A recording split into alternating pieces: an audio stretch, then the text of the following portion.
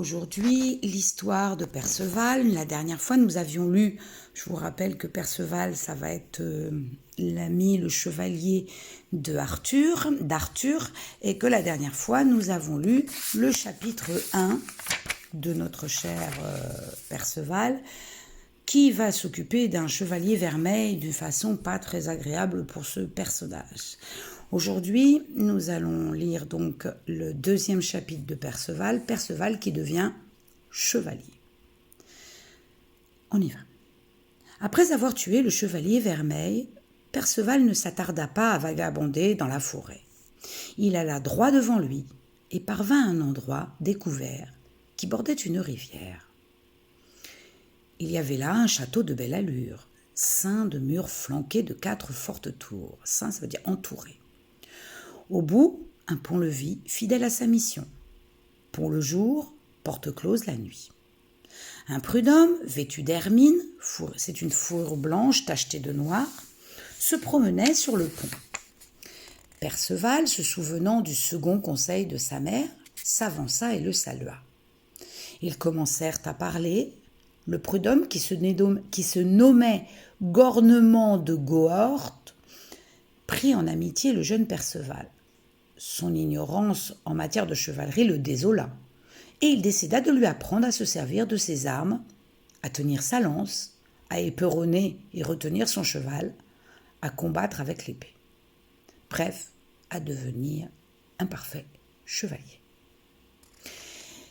Il garda Perceval 1 mois entier chez lui, mais déjà après 3 leçons, il s'émerveillait de le voir si agile et si doué. Gornement aurait aimé le garder plus longtemps, mais Perceval était jeune, et l'aventure le tentait. Alors, son hôte décida qu'avant de partir, Perceval serait adoubé, chevalier, ici même et par lui. Alors, je vous montre la définition de adoubé. Adoubé, qui vient de adoubement, c'est qu'au Moyen-Âge, un jeune homme, pour être chevalier, il recevait, après avoir fait preuve de beaucoup de courage et de capacité, recevait les armes et un équipement par un chevalier plus important ou un seigneur, au cours d'une cérémonie, et cette cérémonie s'appelle un adoubement. Donc voilà la cérémonie. Il lui fit apporter une chemise et brais de fine toile de lin. La braie, c'est le pantalon large. Des chaussures teintes en rouge de Brésil et une cotte d'un drap de soie violet tissé en Inde. Perceval s'en vêtit en place des habits grossiers qu'il portait. Puis, Gornement se baissa et lui chaussa l'éperon droit, comme la coutume le voulait, pour adouber un chevalier. Un éperon, c'est ce que l'on met derrière les chevilles des cavaliers, qui leur permet, hélas, et heureusement ça ne se fait plus aujourd'hui, de donner des coups de pied, des coups de talon à son cheval pour le faire avancer plus vite. Donc ensuite, Gornement prit l'épée, la lui mit au côté et lui donna l'accolade. C'est-à-dire donner un coup avec le plat de l'épée sur l'épaule, c'est ce qui accompagne la cérémonie. Donc un coup à droite, un coup à gauche, et le voilà chevalier. Et il lui dit : je vous confère l'ordre de chevalerie qui ne souffre aucune bassesse.